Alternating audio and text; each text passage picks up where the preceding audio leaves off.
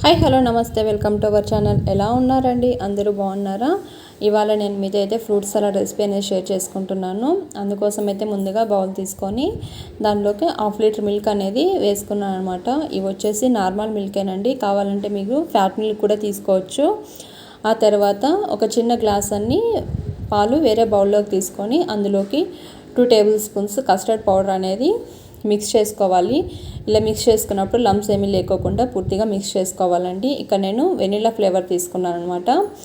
ఇంకా ఆలోపు అయితే పాలు అనేది కూడా హీట్ అయిపోయాయి. ఇలా పొంగు వచ్చినప్పుడు మనకి మీగడ అనేది వస్తుంది కదా, ఆ మీగడ రాకుండా గెరట తీసుకొని ఇలాగ తిప్పుతూ ఉండాలి. ఆ తర్వాత 2-3 నిమిషాల తర్వాత మనం ముందుగా ప్రిపేర్ చేసుకున్నటువంటి కస్టర్డ్ మిల్క్ని ఇందులోకి వేసేసుకోవాలి. వేసుకున్న తర్వాత 2 నుంచి 4 నిమిషాలు ఇవి బాగా ఉడికించాలండి.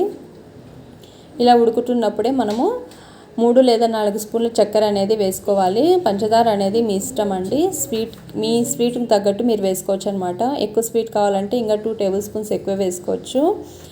ఇంకా ఆ తర్వాత ఇందులోకి అయితే నేను ఫ్రూట్స్ అనేది కట్ చేసుకుంటున్నాను. ఫ్రూట్స్ అనేది మన ఇష్టం అండి, ఏ ఫ్రూట్స్ అయినా వేసుకోవచ్చు. డ్రై ఫ్రూట్స్ ఏవైనా కూడా వేసుకోవచ్చు అండి. యాపిల్, బనానా, పొమోగ్రానేట్, గ్రేప్స్ ఇలా ఏవైనా కూడా వేసుకోవచ్చు. నేనైతే యాపిల్, బనానా మాత్రమే ఉందని చెప్పేసి ఇందులోకి 2 టైప్స్ ఆఫ్ ఫ్రూట్సే వేసుకుంటున్నాను. ఇది కస్టర్డ్ మిల్క్ పూర్తిగా చల్లారిన తర్వాత మనం ముందుగా కట్ చేసుకున్నటువంటి ఫ్రూట్స్ అనేది ఇందులో వేసేసుకొని 2 నుంచి 3 గంటల పాటు మనము ఫ్రిడ్జ్లో ఉంచేసేయాలండి. ఫ్రిడ్జ్లో 3 గంటల సేపు ఉంచిన తర్వాత తీసుకొని సర్వ్ చేసుకోవడమే. చాలా టేస్టీగా, సమ్మర్లో చాలా చల్లగా బాగుంటుందండి. పిల్లలకి, పెద్దలు అందరూ బాగా ఇష్టపడే ఫ్రూట్ సలాడ్ రెసిపీ అనేది రెడీ అయిపోయింది. ఈ వీడియో నచ్చినట్టయితే కనుక ప్లీజ్ లైక్ చేయండి.